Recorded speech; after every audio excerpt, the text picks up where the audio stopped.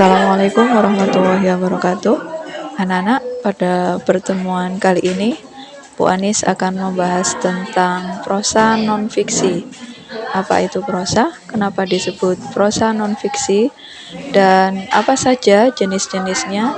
Kita simak tayangan-tayangan berikut ini.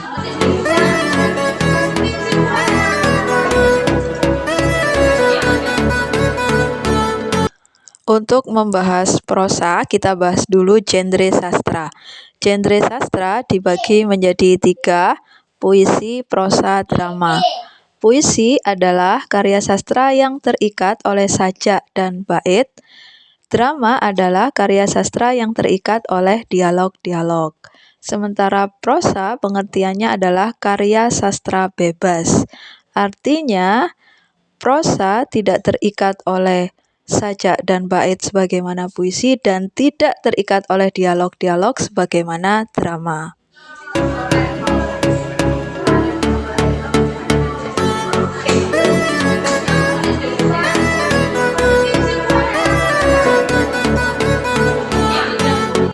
Nah, anak-anak, setelah tadi kita bahas tentang genre sastra yang terbagi menjadi 3, puisi, prosa, drama, sekarang kita bahas tentang prosa karangan bebas.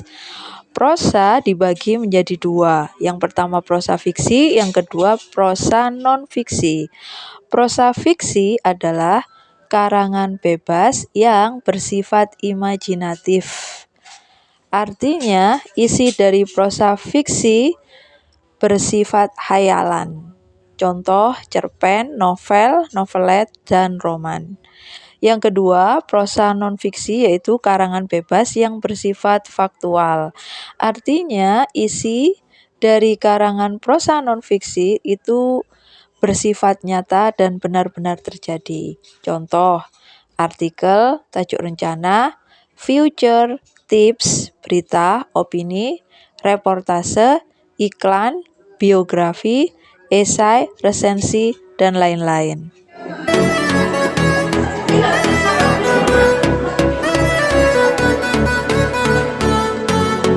Nah, jenis prosa non-fiksi yang pertama yang akan kita bahas adalah artikel. Artikel adalah karya tulis yang singkat tetapi lengkap yang dimuat di media massa seperti surat kabar dan majalah, media sosial seperti Facebook, Twitter, dan Instagram. Perbedaan antara artikel dan berita, kalau berita mungkin isi atau informasi yang disampaikan itu tidak lengkap tetapi bersifat up to date. Sementara artikel isinya tidak harus up to date tetapi lengkap. Nah, contoh topik-topik artikel agama, sosial, budaya, politik, ekonomi, kesehatan, dan lain-lain. Kemudian contoh judul artikel, ini misalnya ya, pemicu prasangka terhadap perempuan bercadar. Nah, nanti isinya ini tentang hal-hal apa saja yang menjadi pemicu para perempuan yang tidak bercadar terhadap perempuan yang bercadar. Nah, dalam isi artikelnya nanti bisa disertai dengan survei-survei. Ini apakah ada namanya terus bukan? Baik anak-anak, untuk prosa non-fiksi yang kedua yang akan kita bahas adalah tajuk rencana atau editorial. Tajuk rencana ialah karangan yang bersifat argumentatif yang ditulis oleh redaktur media massa atau media online mengenai hal-hal yang faktual, aktual, dan viral. Persamaan antara tajuk rencana dengan karangan opini maupun esai adalah ada di isinya yang bersifat argumentatif. Perbedaannya, kalau karangan opini maupun esai itu ditulis oleh pakar-pakar, orang-orang yang ahli, atau orang biasa tetapi mengerti tentang objek yang dibahas. Sementara tajuk rencana ditulis oleh redaktur. Redaktur adalah orang-orang yang menangani redaksi, yaitu pemimpin redaksi atau biasa disingkat PIMRED. Contoh tajuk rencana yang ditulis oleh redaktur, full day school, perlukah? Nanti isinya ada dua kemungkinan, perlu dan tidak perlu. Perlu, alasannya apa? Tidak perlu, alasannya apa?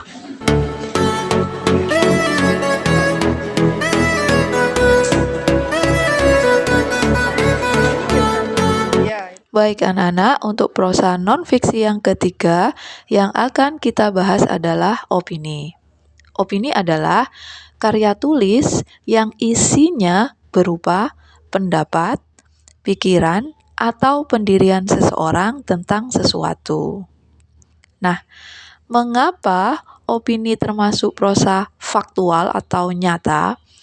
Karena meskipun isinya berupa pendapat, namun pendapat yang ditulis oleh penulis disertai dengan alasan-alasan yang logis. Contoh judul teks opini, pendidikan memiliki peranan penting dalam pembangunan karakter bangsa. Isinya, penulis akan menjelaskan tentang opini-opininya mengenai peranan pendidikan yang memiliki peranan yang sangat penting dalam pembangunan karakter bangsa. Opini-opini yang telah dijelaskan disertai dengan alasan-alasan yang logis.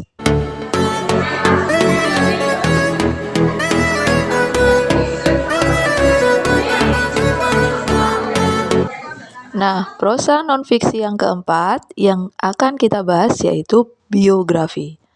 Biografi adalah kisah atau riwayat kehidupan seorang tokoh yang ditulis oleh orang lain.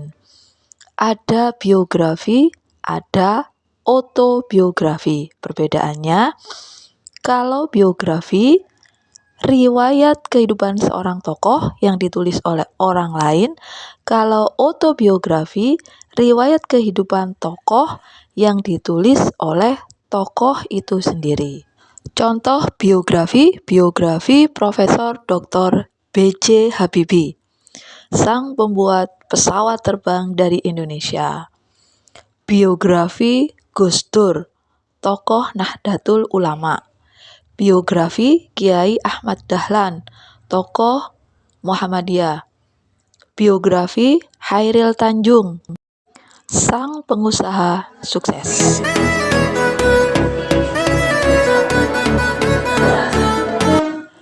Jenis prosa non-fiksi yang kelima yaitu future. Future adalah sejenis artikel eksposisi yang hampir sama dengan biografi, sama-sama menceritakan kisah atau riwayat hidup seseorang. Hanya saja pada future lebih menekankan pada aspek tertentu yang dianggap menarik sehingga memiliki daya tarik secara emosional, pribadi, atau bersifat humor. Contoh judul future yang mempunyai daya tarik secara emosional, 11 tahun hidup di jalanan, 11 tahun kerja, 11 tahun tidak menjadi apa-apa. Dari judulnya saja mungkin orang akan secara emosional tersentuh. Apalagi pada saat membaca sosok tokoh yang diceritakan di tag future-nya.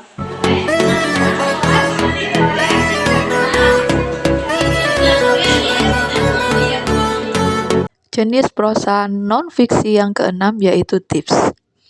Tips adalah karangan yang berisi uraian tentang tata cara atau langkah-langkah operasional dalam melakukan atau membuat sesuatu. Biasanya dalam teks tips itu dijelaskan per poin-poin langkah-langkah apa saja yang harus dilakukan, dan disertai dengan kata kerja imperatif atau seruan. Contoh, cara memutihkan wajah tanpa ribet. Isinya berupa hal-hal apa saja yang harus dilakukan, atau bisa jadi hal-hal apa saja yang tidak boleh dilakukan. Ini apakah biografi? Ada namanya. Baik anak-anak, untuk prosa non-fiksi yang ketujuh yaitu reportase. Reportase adalah suatu teks yang berupa hasil laporan dari seorang reporter ketika meliput suatu peristiwa yang kejadiannya baru saja terjadi atau belum lama terjadi atau sedang terjadi. Contoh judul reportase: Erupsi Semeru datang mendadak, ratusan warga terjebak. Bisa jadi ketika membuat reportase, sang reporter belum mengetahui secara pasti berapa ratus warga yang terjebak karena peristiwanya masih berlangsung atau terjadi. Nah, prosa non-fiksi yang ke-8 yaitu jurnalisme baru. Jurnalisme baru adalah semacam berita yang ditulis ke dalam bentuk novel atau cerita pendek. Karena ditulis dalam bentuk novel atau cerita pendek, maka di dalam jurnalisme baru terdapat setting latar, waktu, dan suasana. Bedanya dengan novel ataupun cerpen, kalau di novel ataupun cerpen, setting latar, waktu, dan suasananya bersifat imajinatif, sementara di dalam jurnalisme baru, setting latar, waktu, dan suasananya bersifat faktual. Contoh judul jurnalisme baru, Merenungkan Jasa Jokowi. Isinya berupa kisah-kisah perjalanan hidup atau sepak terjang Pak Jokowi, dijelaskan secara runtut dalam bentuk narasi dengan setting latar, waktu, dan suasana yang faktual.